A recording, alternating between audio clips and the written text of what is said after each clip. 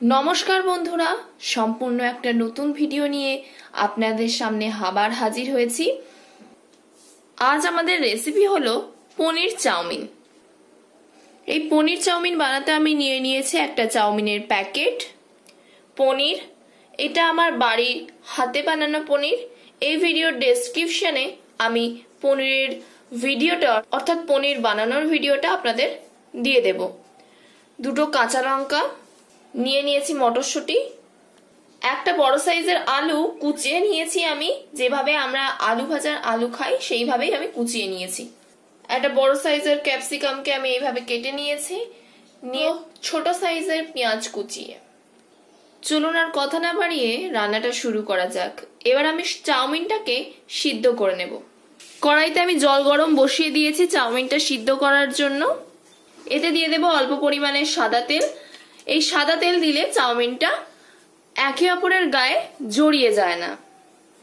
জলটা আমার গরম হয়ে গেছে, এবার এতে দিয়ে দেব চাউমিনগুলো।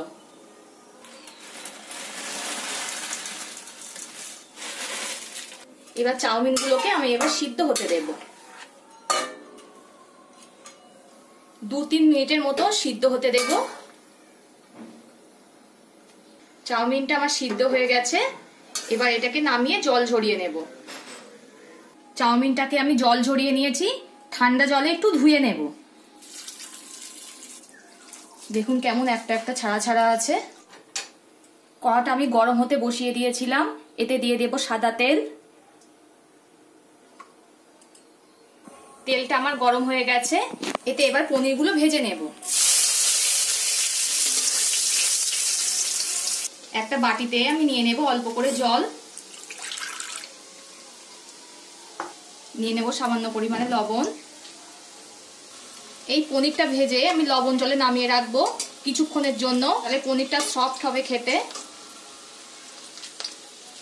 পনির আমার ভাজা হয়ে গেছে, আমি ওই লবণ জল করে রেখেছিলাম,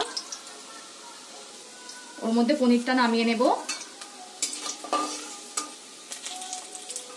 পনিরটা বেশি কড়া করে ভাজছি না, লাল লাল করে ভাজছি না, হালকা লাল করেছি। পনিরটাই লবণ জলে কিছুক্ষণের জন্য ভিজানো থাক। ওই তেলের মধ্যে দিয়ে দেব অল্প পরিমাণে তেল, ওতে অনেকটাই তেল আছে তাই অল্প করে দিচ্ছি। এর মধ্যে দিয়ে দেব কেটে রাখা আলুগুলো। আলুগুলো দিয়ে ভালো করে ভেজে নিতে হবে। আলুকে ভাজার সময় অল্প করে লবণ দিয়ে দিতে হবে।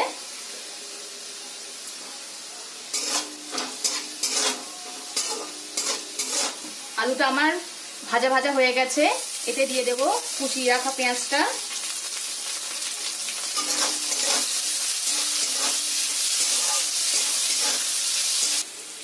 আলু পেঁয়াজ আমার ভাজা ভাজা হয়ে গেছে,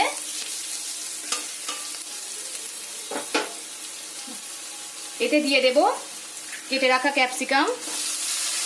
দুটো কাঁচা লঙ্কাকে আমি আস্ত দিচ্ছি, আমার বাচ্চা খাবে বলে আমি চিড়ে দিলাম না বা কুচিয়ে দিলাম না, আপনারা আপনাদের স্বাদ মতো দিয়ে নেবেন। এতে দিয়ে দেব মটরশুঁটি,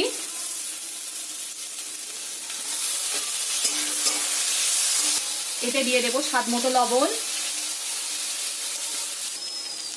সব সবজিগুলো আমার ভাজা হয়ে গেছে, এতে দিয়ে দেব সিদ্ধ করে রাখা চাউমিনগুলো, দিয়ে ভালো করে নেড়ে নিতে হবে। এতে দিয়ে দেব 1 চামচ সোয়া সস, 1 চামচ টমেটো সস, এর মধ্যে দিয়ে দেব 1 চামচ মতো চাউ মশলা, দিয়ে ভালো করে নাড়িয়ে নেব। লাস্টে দিয়ে দেব ভেজে ভিজিয়ে রাখা পনিরগুলো, জলগুলো ঝরিয়ে ওপর থেকে দিয়ে দেব।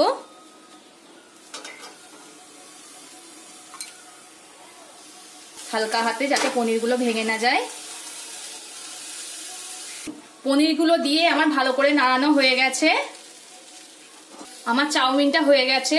আমি এবার নামিয়ে নেব। নামানোর আগে দিয়ে দেব 1 চামচ ঘি। ঘি দিয়ে ভালো করে নাড়িয়ে আমি নামিয়ে নেব। আমার তৈরি হয়ে গেছে পনির চাউ। এটাকে আমি পুনমকে খেতে দেব, পুনম দেখি খেয়ে কি বলে।